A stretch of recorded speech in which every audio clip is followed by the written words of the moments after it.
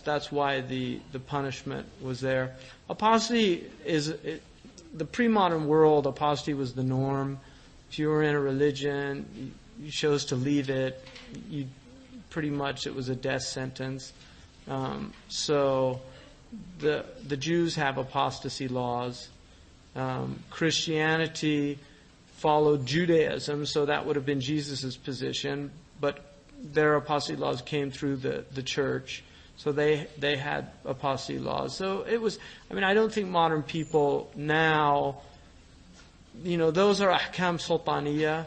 And it's important to remember, the Prophet ﷺ said in a sound hadith, لَا تَنْقَضِيَنَّ عُرَى الْإِسْلَامِ عُرْوَةً عُرْوَةً. The rungs of Islam, so to speak. Urwa is really what you hold on to, but those placeholders of Islam are going to go one by one. And he said, كُلُّ مَا تَنْقَضِي عُرْوَةٌ يَتَشَبَّثَ النَّاسُ بَالَّتِي تَرِيهَا. Every time one of those holding places goes, people will cling to the next one. And he said, أَوَّلُهَا, the first one, أَوَّلُهَا, انتقاضا is al-hukmu. The first thing to go will be governance. And the last thing to go will be prayer. So the idea that Islamic law is coming back is a modern fantasy.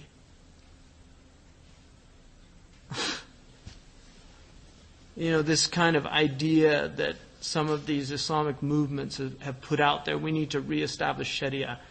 You're going to apply Sharia in the modern world. You create consumer societies, put false desires into people, and then you're going to, cut off their hands when they steal things.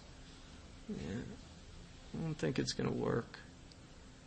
So, I'm not an advocate of re-implementation of hudud and all these things. I think it's long gone. It's been long gone. And the Prophet ﷺ said the sign of jahiliyyah is when you implement on weak people and leave the strong people. Well, if that's not the modern world, I don't know what is. So just to have these superficial implementations of had punishment and say we're establishing Sharia. That's not Sharia. Sharia is creating social justice, is creating an environment of brotherhood and love where people actually take care of each other.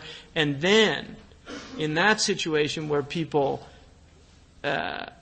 break those social trusts and bonds, there should be harsh punishments. But even in the harsh punishments, if you look at Sharia, Sayyidina Umar caught a man stealing once. And he said, and this is sound, he said, "Did you steal? Say no." And the man said no. And he said, "Get out of here." Wallahi. They've got this fantasy that these people were these bloodthirsty. They wanted to protect people, to hide them. In Maliki madhab, for adultery, if a woman becomes pregnant, you're supposed to ask her, the qadi is supposed to say, "Did you go to the hammam? Did you use a washcloth that somebody had used before?" Like inseminating herself. "Did you swim in a pool that a man had swum?" It's like trying to find excuses for people. It's not, and then also if your own daughter got pregnant, you're supposed to veil her. You're not supposed to kill her. You're supposed to veil her. What they used to do is they would keep them in the house, give birth, and then they would actually attribute the child to themselves. That's rahmah. This other thing is very alien. I don't know what's happened to people personally. I really don't. I don't know what happened to people. But all this harshness, and it has nothing to do with the Sharia of the Prophet ﷺ. His Sharia was mercy. And the had punishments are real, and I believe in them. It's not like I don't believe in them, so don't get me wrong. But I do believe that they have been grossly misinterpreted, and I also believe that implementation of them in the current social conditions would be a grave injustice. That's my personal opinion. You can take that or leave it. So